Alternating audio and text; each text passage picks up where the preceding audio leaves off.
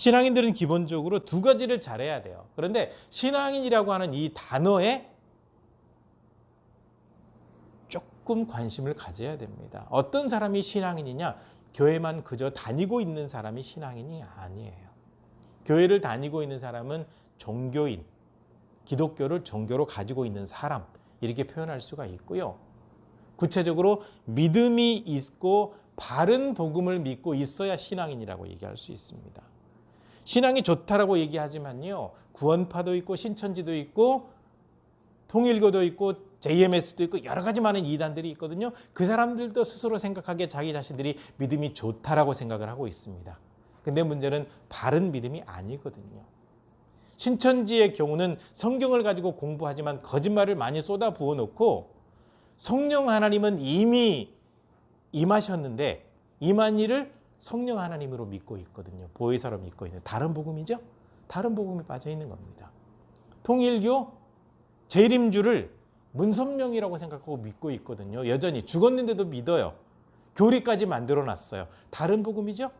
JMS 정명석이를 예수님으로 믿어요. 다른 복음이죠.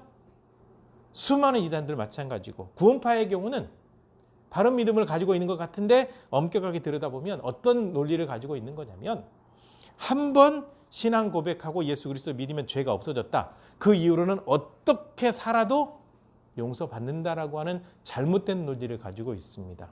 성경에는 분명히 이렇게 기록되어 있죠. 이스라엘 백성들이 하나님의 선택을 받았습니다. 하나님의 거룩한 백성입니다.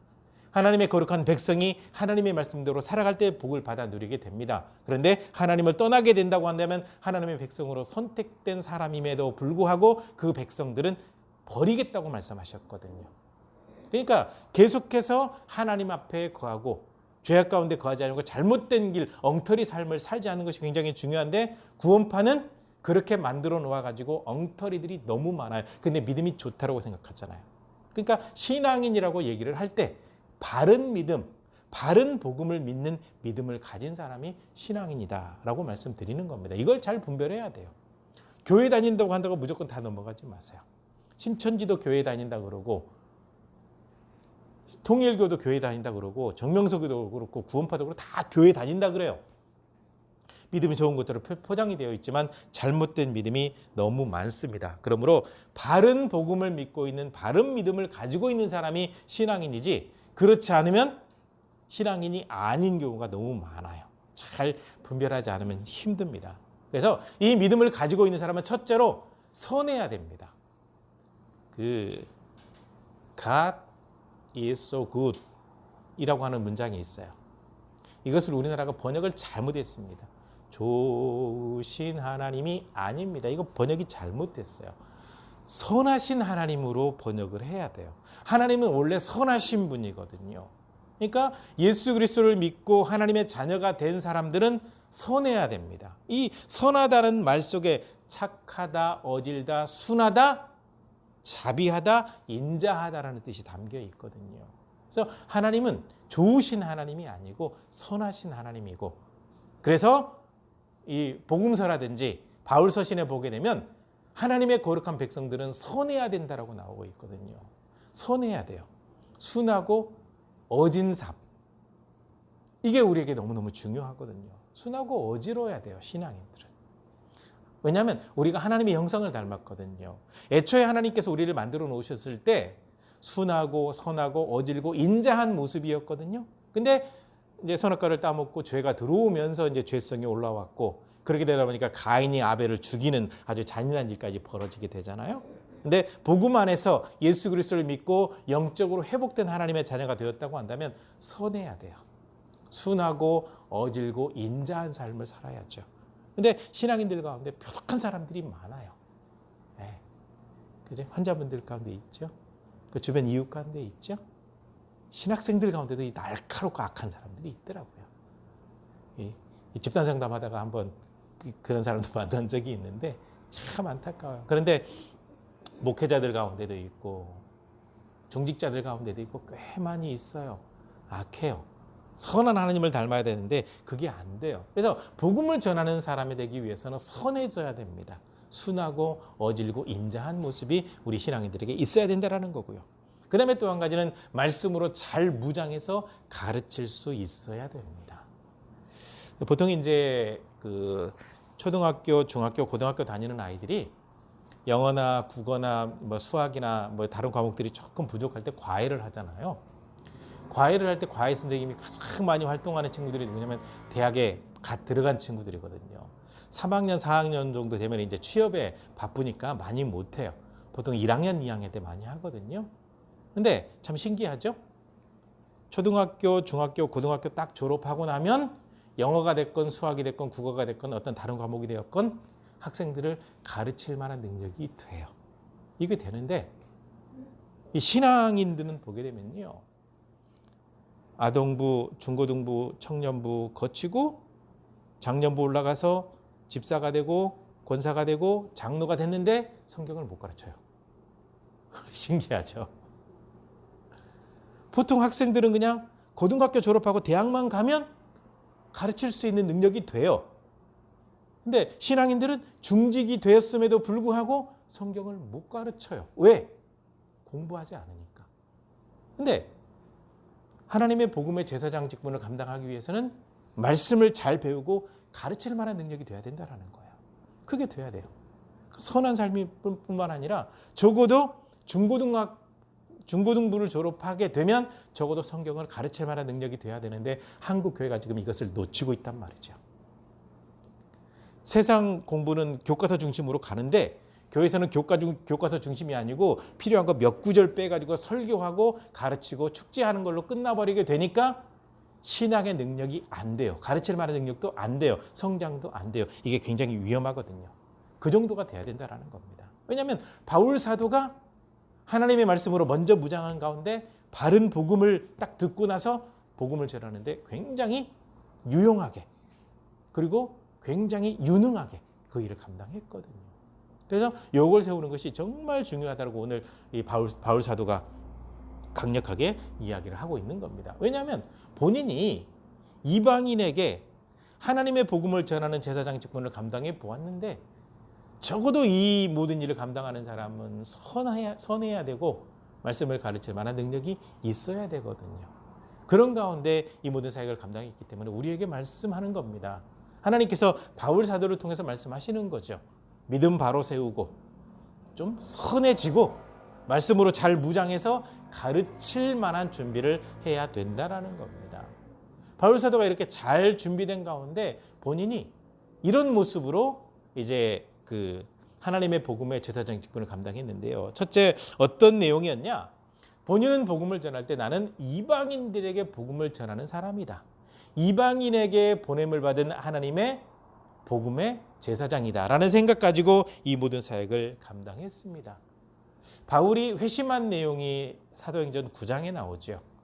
회심한 것을 간증한 내용이 사도행전 22장하고 26장에 나와요. 그래서 바울이 회심한 이야기는 9장, 22장, 26장에 등장하게 되는데요. 이 회심 장면을 보게 되면 이 사울이었죠.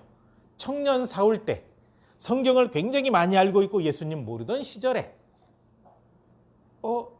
이상한 걸 믿고 있네? 예수가 이단의 괴수인데 믿고 있네? 라고 생각을 했었어요. 그래서 예수님 믿는 사람들 잡아다 죽이는데 굉장히 앞장을 섰죠. 시리아의 다마스커스 지역에도 예수님 믿는 사람들이 있다고 하니까 제사장들에게 체포하는 영장을 받아가지고 그들을 잡으러 가요.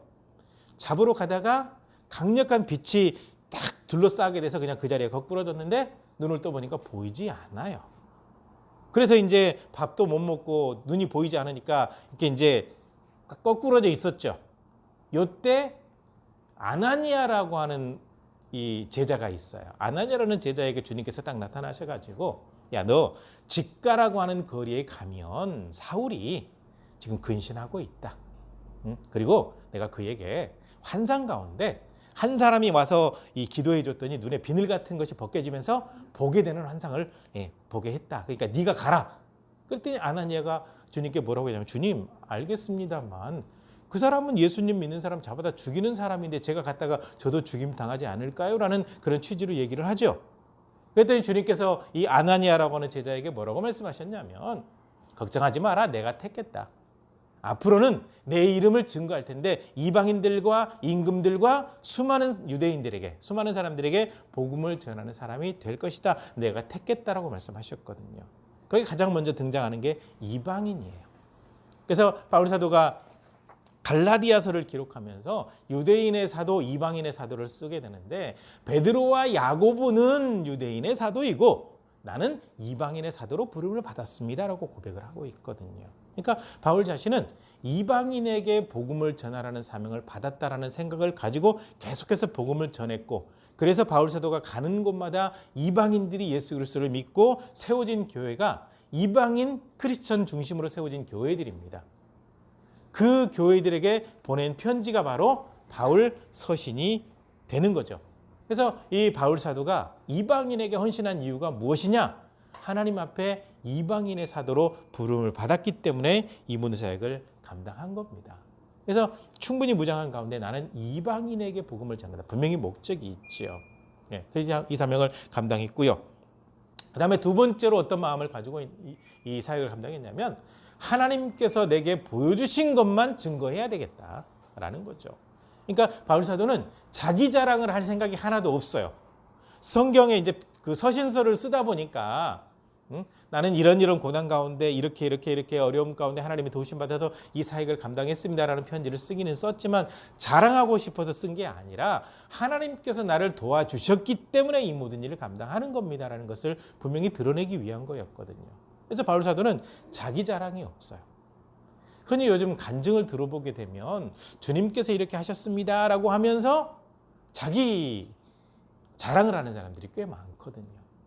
또 어떤 사람들이 굉장히 위험한 발언을 해요. 제가 하나님 앞에 기도하면 하나님도 꼼짝 못한다고. 하나님께서 내가 기도하는 대로 다 해주신다고. 그거는 착각인 거죠. 하나님의 전적인 권한이 있는 건데 마치 본인이 하나님 앞에 특별한 대우를 받는 것처럼 자기가 말하면 무조건 하나님께서 다 들어주시는 것처럼 얘기를 하는 건데 그건 잘못된 거죠. 자기 자랑인 겁니다. 바울 사도는 어떻게 고백했냐면 나는 능력이 없습니다. 열심히 배웠던 모든 것들을 생각해 보니까 다 쓰레기 같더라고요. 그래서 배설물처럼 여기고 삽니다. 오직 주님께서 원하시는 대로 복음을 전했는데 주님께서 모든 것을 다 이루시고 주님께서 그들에게 은혜 베풀어 주시고 주님께서 영으로 임하셔서 그들에게 능력을 더하셨습니다. 저는 그저 도구에 불과합니다 라고 했거든요. 그러니까 주님께서 행하신 모든 일들, 주님께서 자기 자신에게 베푸신 그 은혜 외에는 전하지 않겠다라는 마음을 가지고 있었거든요. 우리 신앙인들에게 필요한 게 바로 이런 자세입니다. 열심히 하나님 영광 위해서 살았는데 내 자신이 드러났다. 이건 잘못된 거죠. 바울 사도는 철저하게 주님만 드러내기 위해서 살았다라고 고백을 하고 있고요. 세 번째로는 가는 곳마다 복음 전하는 일에만 헌신을 했습니다. 이 바울 사도는요, 성경에 능통한 사람입니다. 이 율법학자 정도 됐다고 한다면 성경을 통째로 다 외워요.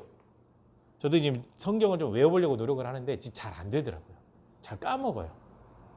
그 소록도라든지 여수 애양원이라든지 이런 데 가게 되면 지금은 몇 분이나 계신지 잘 모르겠는데 제가 95년도인가 방문을 했을 때 소록도 방문을 했는데요. 성경을 통째로 외운 분이 한 8분 정도 돼요. 이분들은 이제 이 나병 때문에 시력을 잃어버린 분들인데 정상의 눈을 가지고 있는 사람들이 하루에 8절씩 읽어준대요.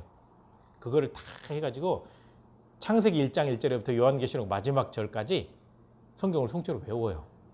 그런 데 가서는 설교에서 성경 구절 인용 잘못하면 절이 잘못됐는데요? 이렇게 바로 나와요. 그래서 저도 그렇게 한번 해보려고 하는데 잘 안 외워지더라고요.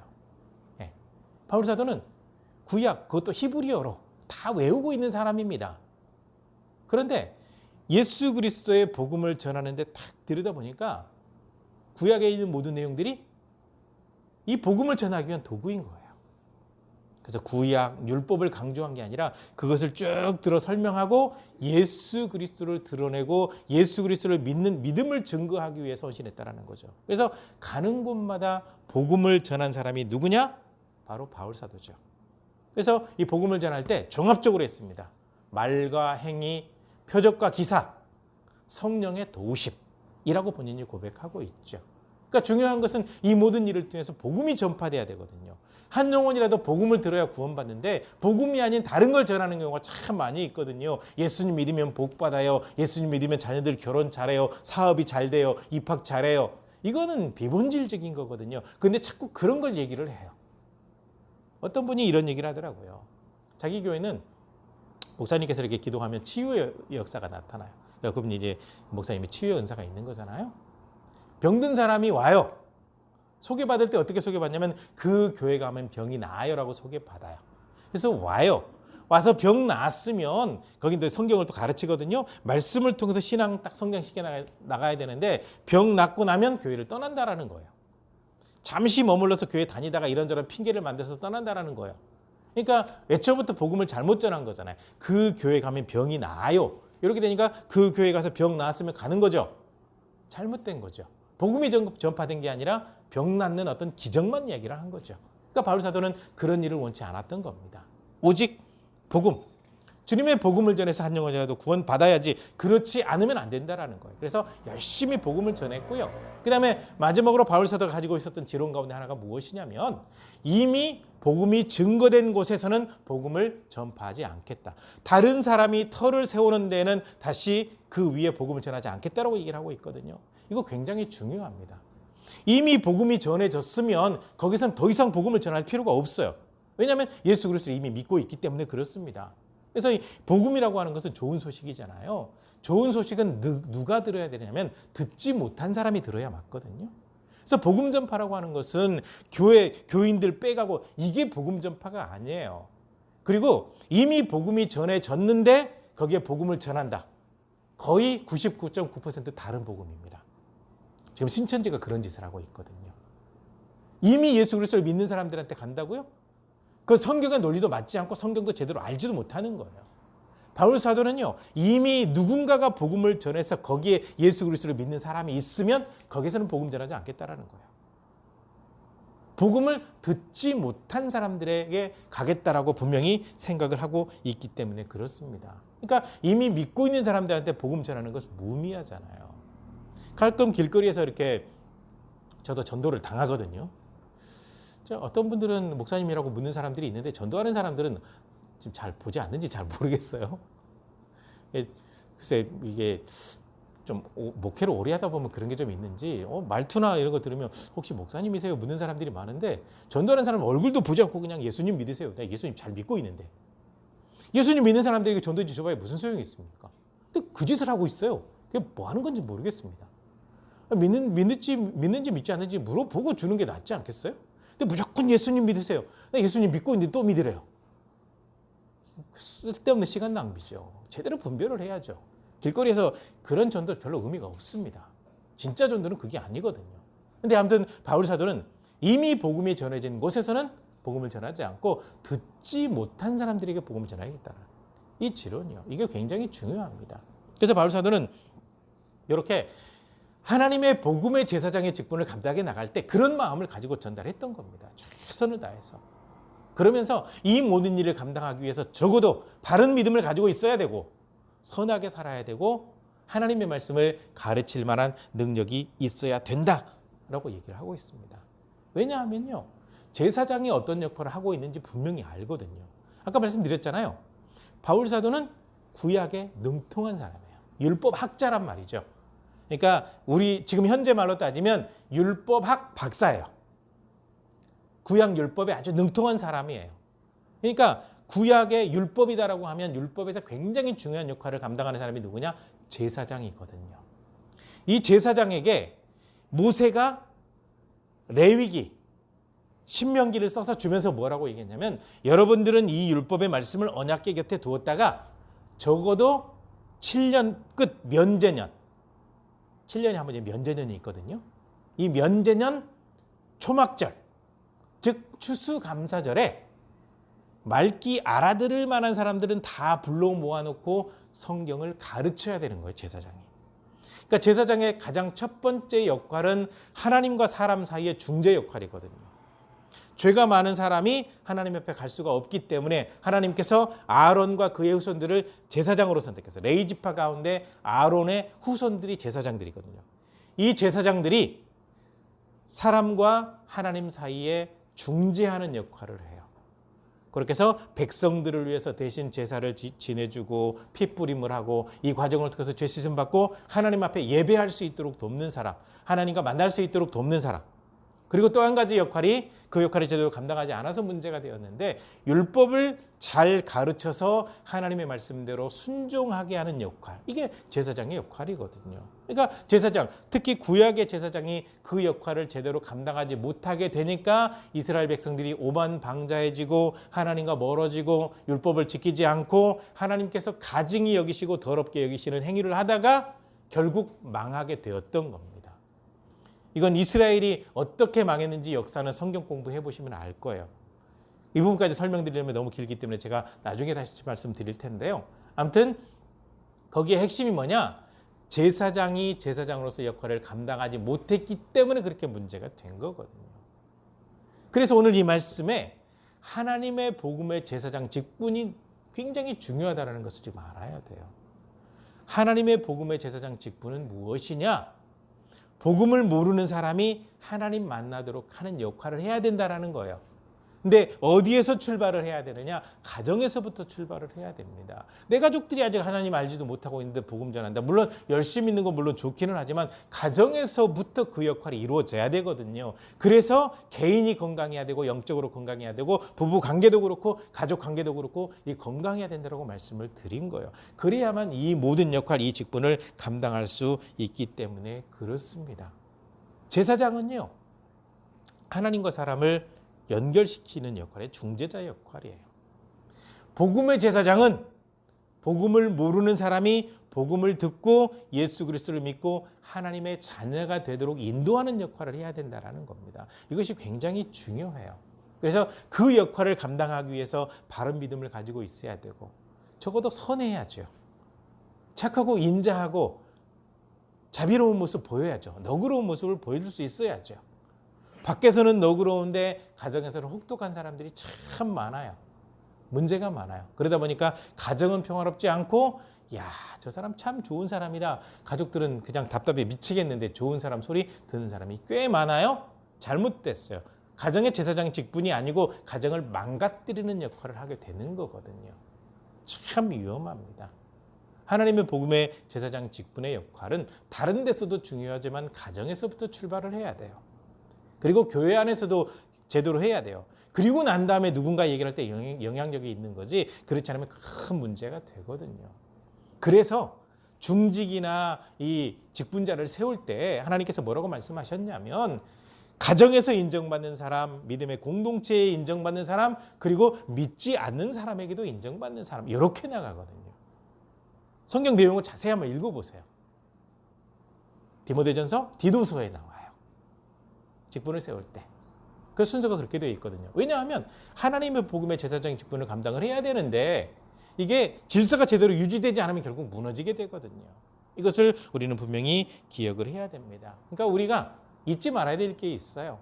예수 그리스도를 믿는 믿음 안에 있는 모든 사람들은 하나님의 복음의 제사장입니다. 하나님의 복음의 제사장은 이 직분을 감당을 해야 되죠. 믿지 않는 사람이 예수 그리스도를 믿고 하나님의 자녀가 되도록 하는 역할. 이 모든 역할을 어디에서? 가정에서부터 해 나가야 된다는 겁니다. 그래서 바울 사도가 열심히 이 모든 역할을 감당을 해서 수많은 교회가 세워졌던 것처럼 우리가 이 모든 사역을 감당해서 우리 주변에 있는 사람들이 하나님의 거룩한 자녀로 세워지도록, 특별히 우리 가족들 가운데 잃어버리는 영혼이 없도록 하는 것이 우리의 중요한 사명입니다. 이 사명 감당을 통해서 하나님의 영광이 드러나고 또 가정이 복음화되어지고 수많은 영혼들이 하나님 만나게 되는 역사가 있기를 주님의 이름으로 간절히 부탁을 드립니다.